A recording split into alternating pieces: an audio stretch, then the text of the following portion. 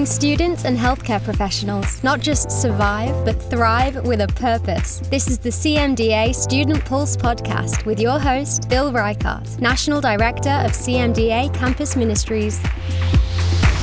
Well, welcome to another episode of CMDA's Student Pulse podcast.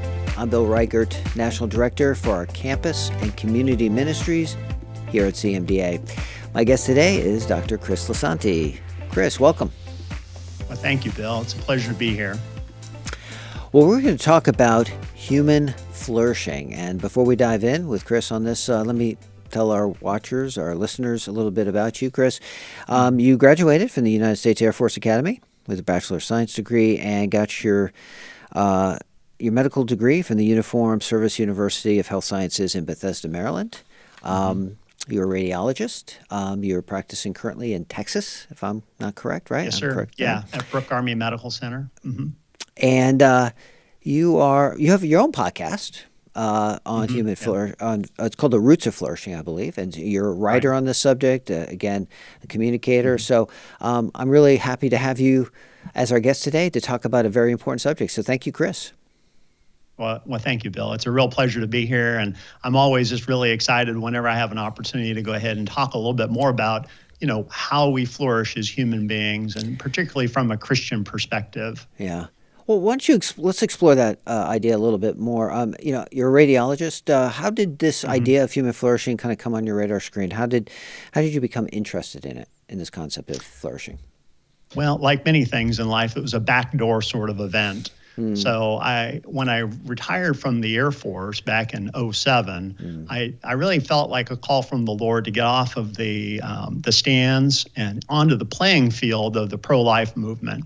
And so I went ahead and called up one of our local pregnancy centers, and I said, well, can you use a radiologist? And they said, oh, could we ever, to read our ultrasounds, And so one thing led to another, and I went to a CareNet conference where I met Dr. Sandy Christensen, who's the medical advisor, director for CareNet. And she said, you're a radiologist? We could use a radiologist. That seems to be the theme. We could really use a radiologist. Yes. And it's funny because I went into radiology thinking, is this really going to have a whole lot to do with medical missions or Christian outreach and stuff like that? Well, I couldn't be further wrong on that one. And God, of course, is always humbling us in many, many fashions and ways. But so then I got on the medical advisory board, and for several years, not a whole lot happened. But then there was an AMA ethics article that the title was Crisis Pregnancy Centers, Legal but Unethical. And so she wrote to me knowing that I was in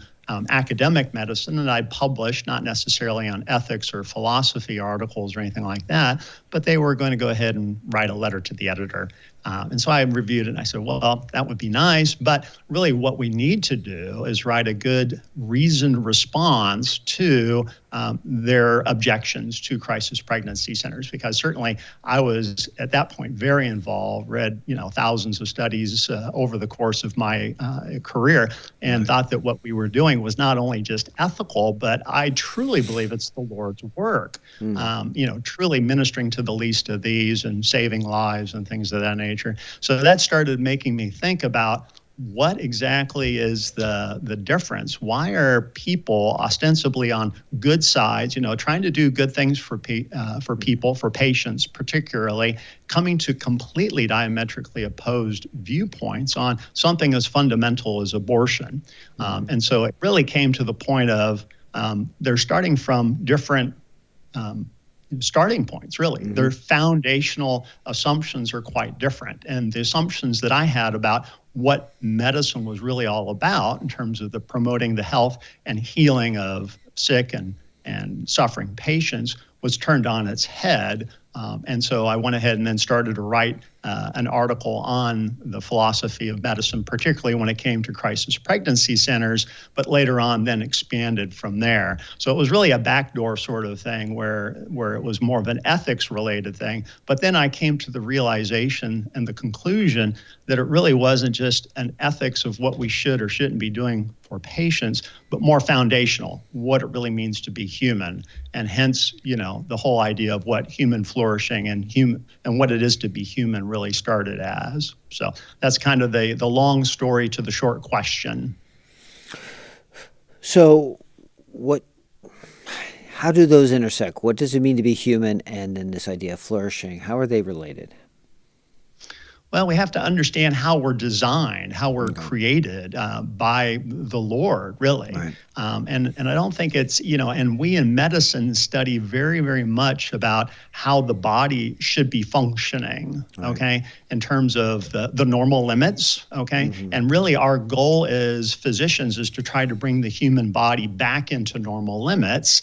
Certainly trying to bring the psychologic or the mental aspects within normal limits as well. And in fact, there's all sorts of laboratory tests that physicians, medical students are inundated with. I mean, you get reams upon reams of blood work, and it'll flag things that are outside of normal limits, okay? And so really what we need to do as humans is try to figure out what normal limits start looking like. And then subsequently, that starts to become what the idea of health. So if medicine is geared towards producing health in our patients and in ourselves, hopefully, then that's health really etymologically starts coming from wholeness. So how do we make the broken person whole, or try to make strides towards making them more whole? Now, certainly many of us suffer from chronic diseases and or if we're not suffering from them, we're certainly tending to and trying to minister to those who have chronic illnesses. But in a sense, we're still trying to make them as whole as possible or more whole in spite of the fact that they're broken. Right. Well, it sounds like you're coming at this with a much more comprehensive approach. You're dealing with the biological, the psychological, social, spiritual, all these dimensions of a person, and looking at the whole person rather than just a particular segment. Is that how you see it? Yeah.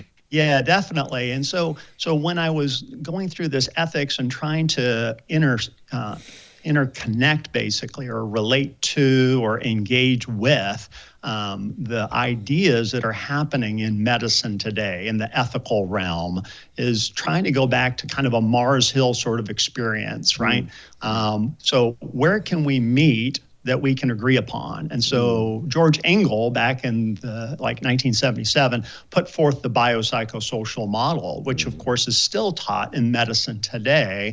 And I think that by using that, and I think I've developed it and tried to bring it a little bit further on, it can help to bring us to the point where, okay, let's talk about what a human is. Because in order to be whole or healthy, we have to have all these, and Daniel Solmesy did a good job, I think, in 2002 when he put the spiritual on the biopsychosocial spiritual. So he had been relating to patients who were end of life frequently and noted that, and it wasn't just him, it was the Hospice Association before that, and thousands of years of spiritual and specifically Christian tradition that have noted that the spiritual ends up becoming a very, very important part when a person's in their end of life care. And so the spiritual aspect, and so he said that there are all these four dimensions are interrelated, okay? And that was an important aspect of how we understand ourselves as humans, is that we can't just divide ourselves into a biologic machine, and then we go, okay, you have diabetes, so we'll fix your diabetes, or you have a broken wrist, so we'll fix your broken wrist.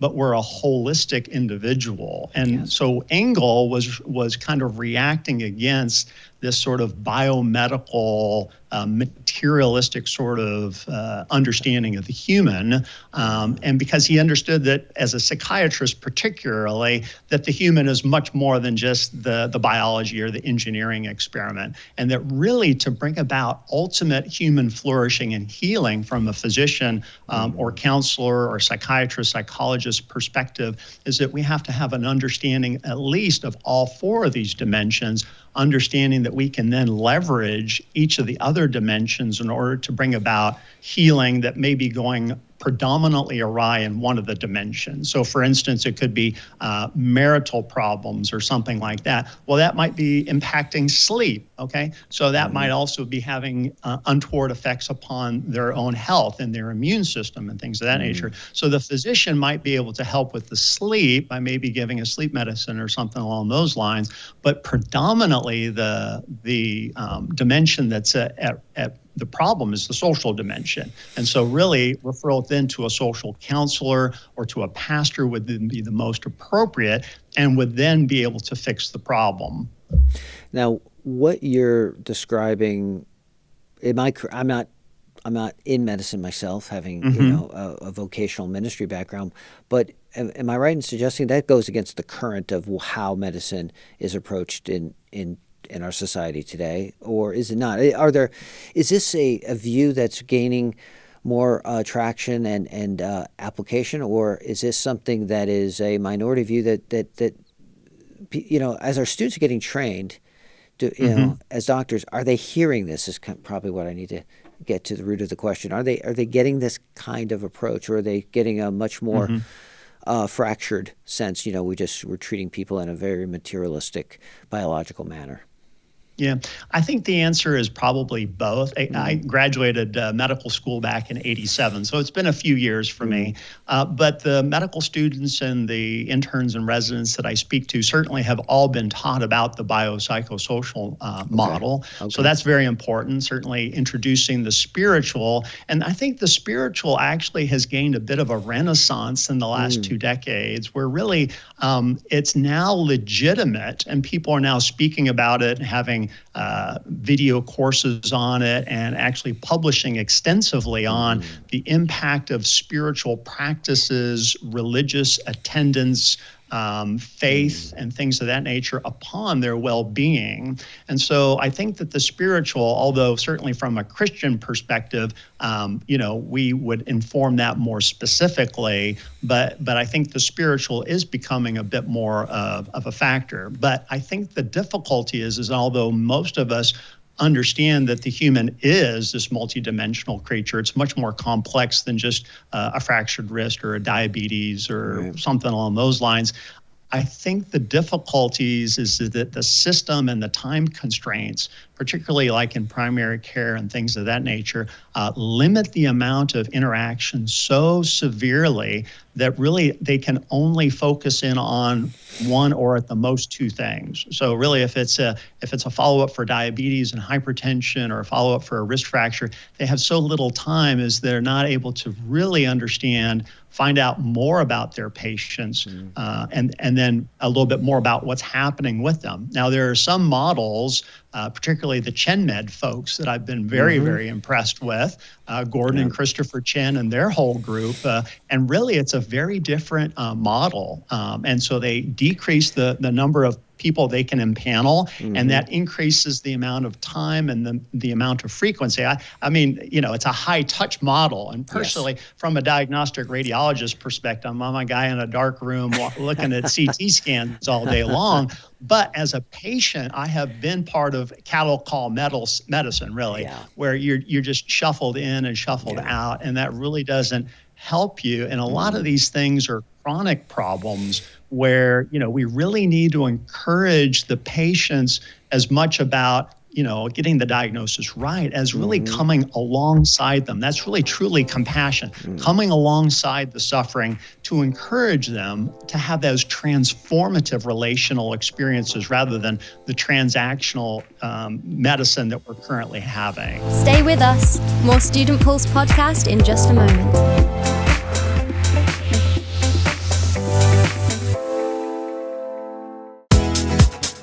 If you haven't registered for the 2025 CMDA National Convention, now is the time. Join us May 1st in historic St. Charles, Missouri on the banks of the Missouri River. With easy highway and airport access, this location says convenience. This year's beautiful accommodations are on the premises with the convention hall, but boasts nearby high-end hotels and B&Bs. Since there is limited time to save your spot, right now is the perfect time to register and join over 1,000 of your colleagues and community this May. See you there.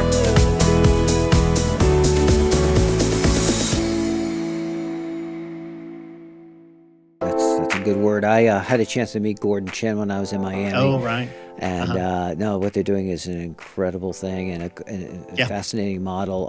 In fact, we could put this in the show notes. Dr. Mike Chupp had a chance, I think, along with Bert Jones, to speak with Gordon about leadership and again, about the Chen Bed model as well. So I wanted to go back to something you said earlier. You talked about the brokenness that we face. You know, if somebody has a biblical anthropology, we understand the source of that. We understand the fall, and we understand that. But what would you say is, you know, in light of that brokenness? I mean, why, in what ways is society at large struggling with well-being, struggling, you know, in terms of flourishing? What's at the source, or what are you seeing in terms of some of the drivers in that regard?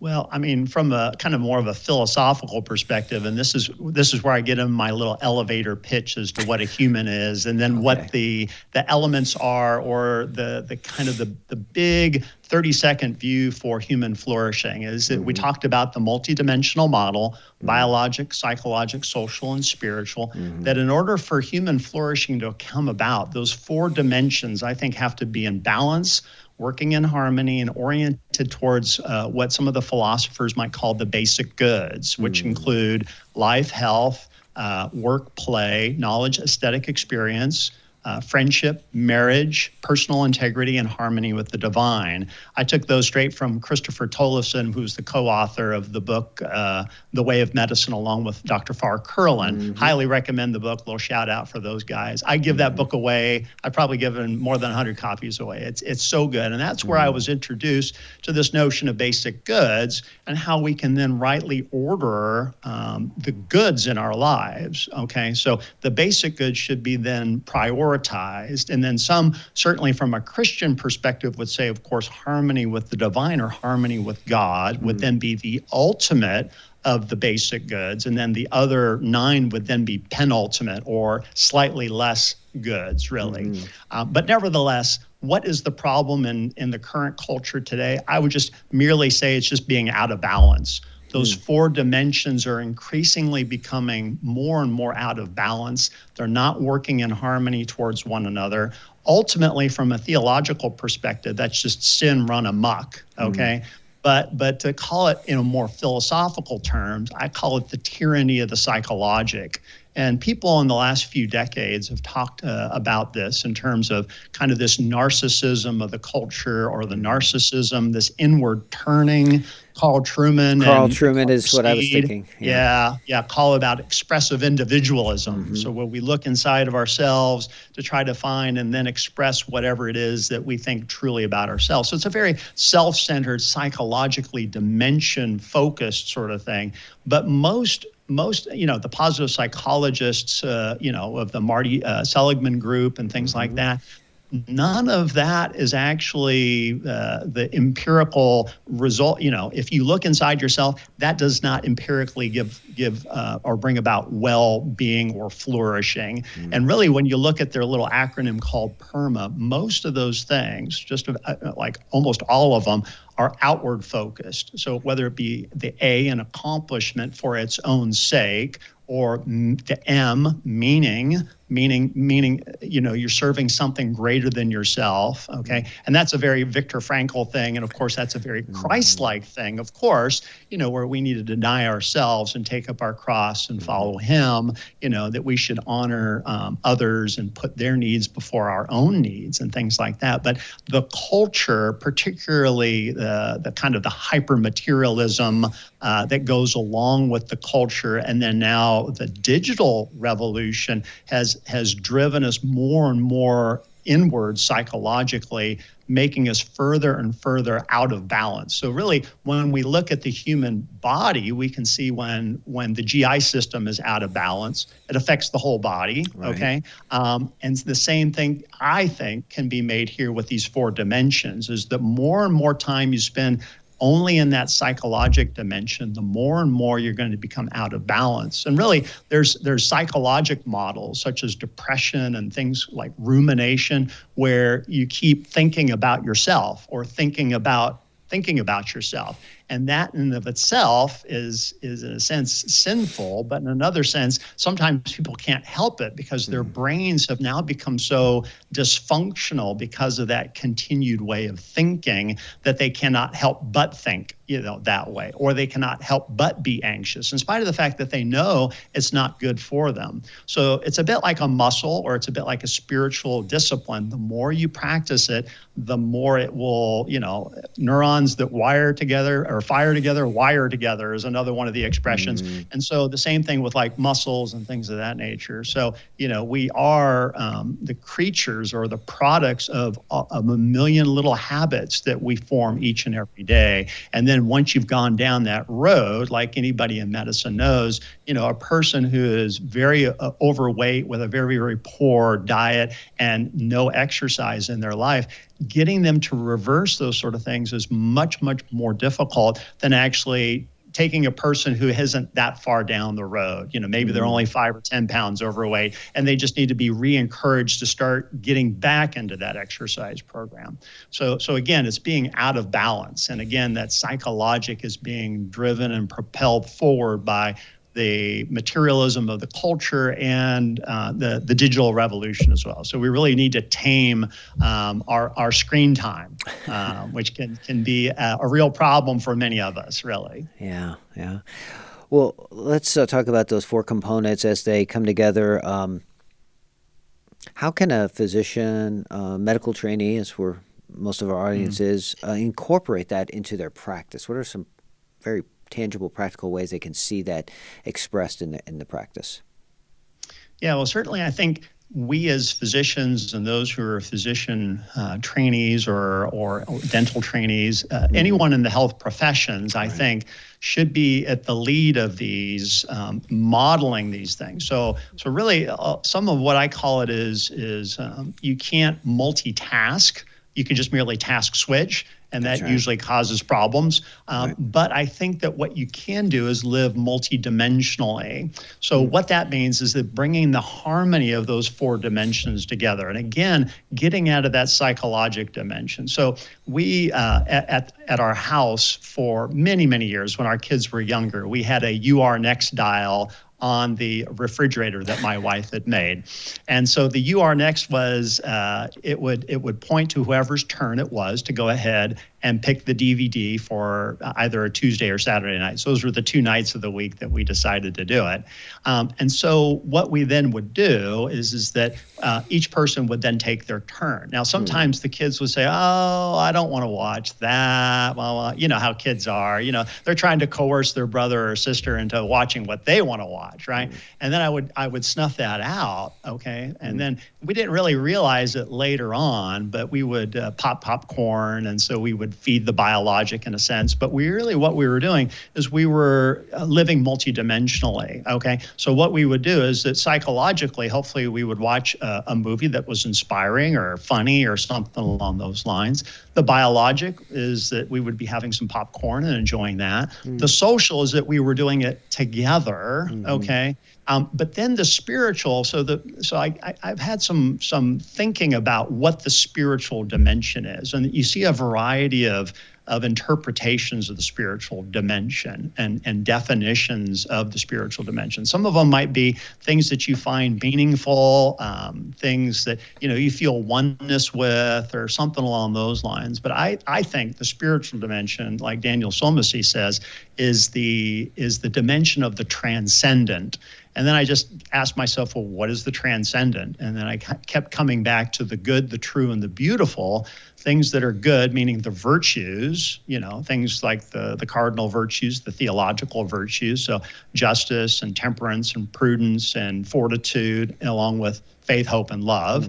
And then the truth would just be anything that was transcendently true, certainly the nature and character of God, the sinfulness and fallenness of humanity, but also scientific principles and truths of that. And really what we're doing is we're trying to understand the mind of God, really, is what we're trying to do when we're trying to engage in transcendent truths. And then finally, things that are transcendently beautiful. And there's a variety of things that are transcendently beautiful. But then I said that the culmination of everything that's good, true, and beautiful is really culminated in the person and work of Jesus Christ, who embodied perfectly all the virtues.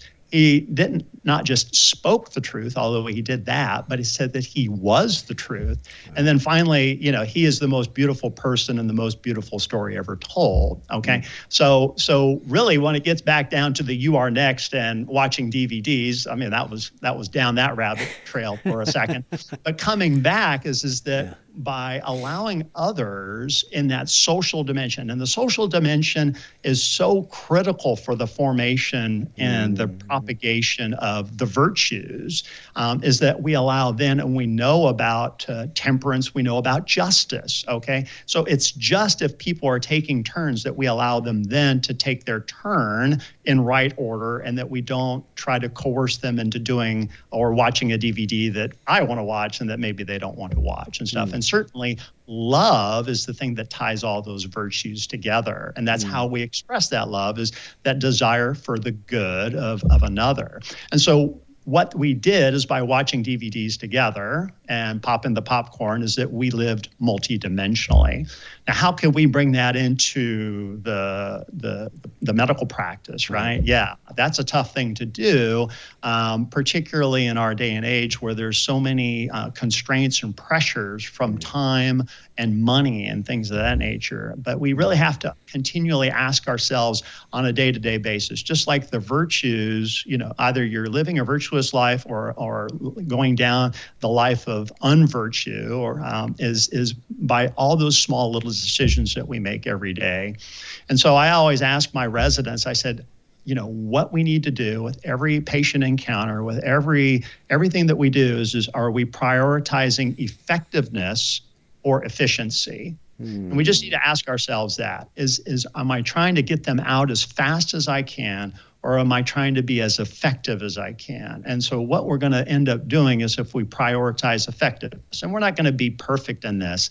And like I tell folks in my talks on the basic good, redeeming the basic good of work, is that in order to redeem the basic good of work, we need to do two things as individuals. That is to love the work that we're doing, and in this case, medicine or dentistry, for its own internal good, not because they call us doctor or we paid a good money at the end of the day, but for its own excellence. And then we have to love the people associated with it. So the people we work with, the people we're working for, and things like that. Now, sometimes it's hard to love people who, are suffering, because we're not seeing them on their best side. So subsequently, the importance of developing the virtues and a strong spiritual foundation, because sometimes, I want to be good, but this person is testing me, or really God is allowing some circumstances to find out where my heart is and that I need to be closer to him. And so really we need to be prayed up. We need to encourage one another as fellow believers when we have those difficult encounters with patients and with colleagues and things of that nature, to go ahead and live the more noble and virtuous life, the life that Christ himself would want us to live. And then certainly from an institutional perspective, I say that there's three things the institution can do that actually harms the good of our work. And I call them, it's like an alliteration. They can degrade, dilute, or distort the good of our work. And degrading it is probably one of the most important factors currently. They don't give us enough time and or resources to do the job properly, okay? So we have to continue to be advocates for the right amount of time with the right amount of resources. And this is kind of where a little bit of efficiency starts to come in as well, is because, I don't want to be just inefficient in everything. I want efficient medical, electronic medical records. I want efficient information. I want an efficiency when it comes to these non-relational things, okay? So I should be able to go ahead and load up the information onto the electronic medical record very efficiently. So that way I can then maximize the amount of time I spend with patients. And really at the end of the day, the institution, whenever it, invokes a new procedure or policy or something like that, the first question I think they need to ask is, will this increase or decrease the amount of time that healthcare professionals can spend with patients? If the answer is it decreases it, we have got to have some really strong reasons as to why we're now sacrificing this very, very important and precious time, because that's that social dimension of the humanity that's so important to help transform lives, to encourage patients to do the right thing, to exercise, to take their medicines, that sort of thing as well. And so those certainly then dilute, being a government guy, I know all about computer-based training, and I think we all just roll our eyes. And I think I made the wry comment yesterday. Oh, there's a special place in hell for people who design these computer-based training modules, because they just seem so like, who does this? But nevertheless, I think they're not beyond redemption. But I think computer-based training can go a long way to decreasing the good of our work, because it distracts us from other things, and there really needs to be quite value added. And then finally, distortion, which is where the ethics of medicine are currently really interplaying. And I know I've chatted with the Canadian Physicians for Life a couple of times, and certainly they're under even greater tension and pressures up in Canada than we are in America. But, we just have to look north to Canada to find out where we might be in a very short period of time. And so the distortion comes when we're distorting the internal good, in this case, the health of the patient, for some other good, whether it be sexual experience or some sort of personal identity, such as we see in transgender things, or, we're ending people's lives just because they ask for it. And really, when we look at that multidimensional model, the end-of-life decisions are usually, it's an existential crisis, meaning it's a spiritual dimension problem or social, or they don't want to be a burden on others, which is really, again, it's a social problem. It's really, I call it, biologic solutions for social or spiritual problems. Transgenderism is a similar problem. It's a biologic solution for a psycho, and now increasingly psychosocial problem, because now you can see how those two dimensions are working now synergistically against the biologic and certainly against the spiritual. I mean, no one would say in their right mind that we're being temperate or prudent about, giving, life-altering, hormones or surgical procedures and taking away irreversibly reproductive capabilities and things like that. That's not temperate or prudent. It might be expedient, it might be easy, and it might be, financially reimbursable. But nevertheless, it's not for the best of the patient. When we talk about, a holistic sort of model where we're trying to bring healing to the person, trying to restore and bring balance and harmony to all those dimensions. So, yeah. Stay with us. More Student Pulse podcast in just a moment.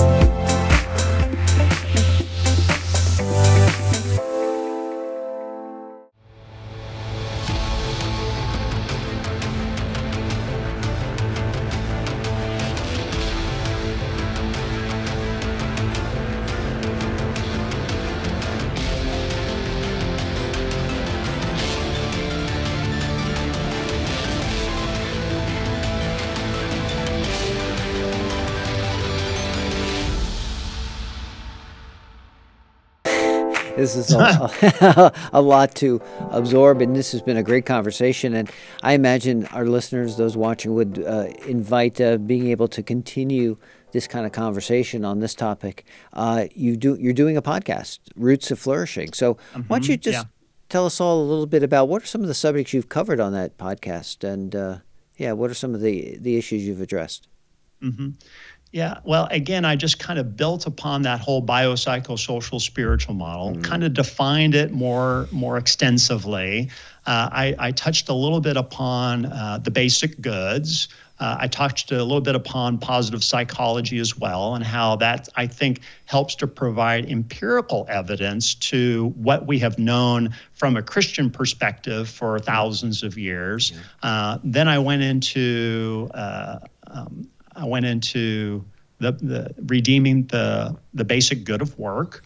I did like a 7-part series on the challenges of the digital revolution and how it's potentially harming our humanity. And certainly that has come out very, very evidently lately, even with legislative changes regarding social media and the Surgeon General's report on the impact of social media. But really what I've done is I've said, okay, what is this then doing? Because social media and the digital revolution is just a tool, just like anything else. Okay, we can use it for ill or we can use it for good. And then currently, I'm doing a 5-part series on identity. I'm asking some basic fundamental questions about where we derive our identities from, and I kind of go through 3 basic questions. Identity usually goes ahead and answers questions as to who is my God, who's my neighbor, and who am I? And then typically in the past, it's been more so favored upon who is my God, who is my neighbor. And then with the Enlightenment, it went to who is my neighbor. And now in our culture, we're starting to see it more and more, who am I? Basically the expressive individualism sort of notion. And instead of my duties and obligations to my God or to my neighbor, it's now the duties and obligations of my God and my neighbor to me. So you can see how that's inverting that whole and becoming, again, narcissistic and stuff. And then I asked some basic questions as to regarding how good of an identity it might be, in terms of whether it's based in truth, how permanent it might be, whether or not, or how easily it might intentionally harm a basic good.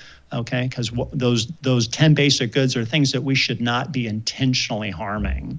Okay, so if we're intentionally harming health or marriage or friendship or even one of the virtues, I think we have to really take notice of that and ask ourselves, why are we then doing this? And I think by reframing some of these ethical debates that we have in medicine, by using this dimensional model and just basically saying, does it make sense to use a biologic solution for a psychological problem or a social problem? And I think by reframing it that way, we can say, well, we really do need a social solution to this. And ultimately, we need a spiritual solution as well. Revival is, of course, the thing that really is going to go ahead and transform people's lives, transform their marriages, transform their friendships, transform their notions of health, and really honor the body, because a lot of times we're just thinking we're just using this body, but the body is an integral part of our humanity.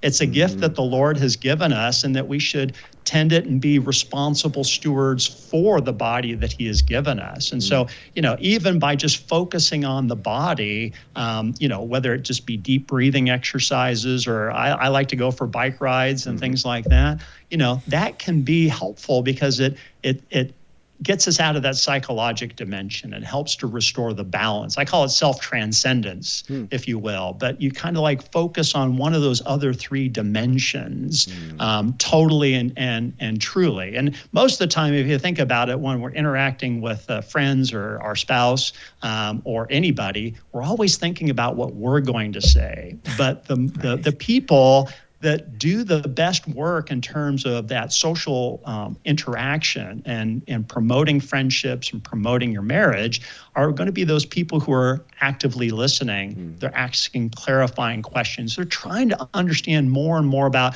what it is to be in their shoes and to understand them. So listen more, right? First, it's best, we should seek first to understand, then to be understood, is the old saw. And the same thing can happen in our spiritual lives. And I know that this has been transformative for my own spiritual prayer life. Is all of a sudden I realized it was me talking all the time to God, and it was probably starting to sound a bit like a 3-year-old. Dad, I want this. And what about that, Dad? And can't we go here next? And blah, blah, blah.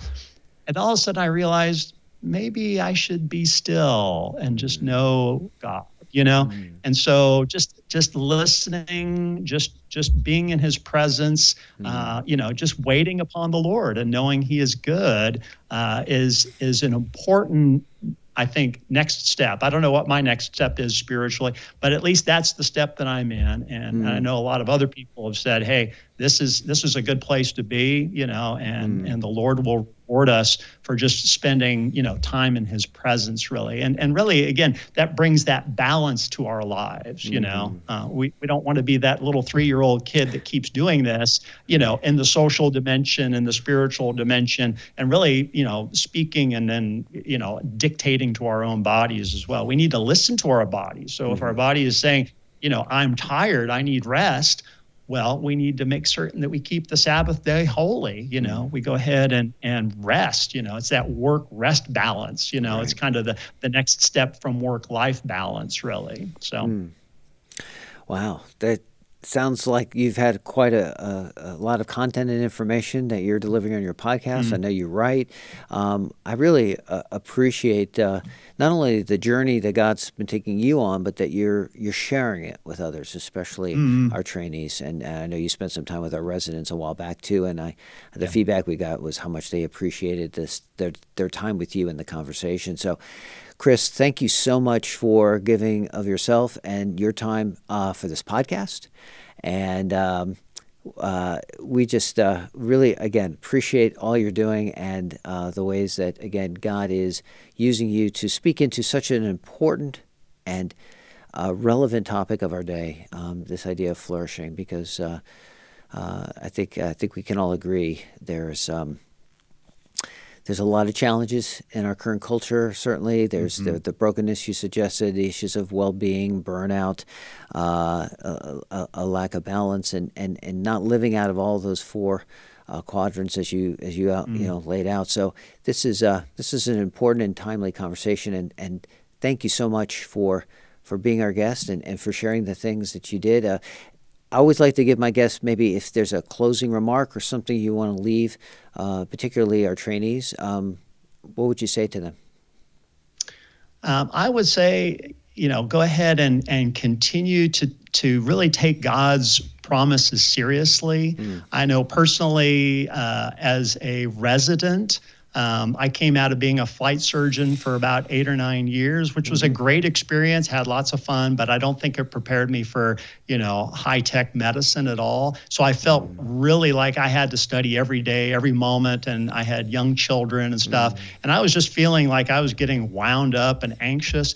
And then the Lord just reminded me, keep the Sabbath day holy, I want you to rest on this day because you can rest in my promises that I will be your provider. I'm the good shepherd, And so I went ahead and took that seriously. And I didn't just barely pass, but I was getting over 90% plus on the in-service exams. And then I had a mentee several years later, and he was experiencing similar things. And I said, hey, Matt, why don't you go ahead and just have you considered taking the Sabbath day and keeping that holy and making it a day of rest? And he did well in the program as well. And then additionally, he also was the outstanding resident of the entire hospital, which was the first time that had ever happened for a radiology resident. So again, just rest in the Lord, rest in his promises, rest in his goodness and in his presence. Yeah. Oh, no, that's a good word. We treat ourselves too much like machines, we're finite creatures. We only have the capacity to do so much, and the Sabbath is not an intrusion, but rather it's a great and wonderful gift from our Lord. So we definitely, that is an important word for us all. So thank you, Chris, and thank you all for joining us on this latest episode of CMDA's Student Pulse Podcast. I'll see you next time.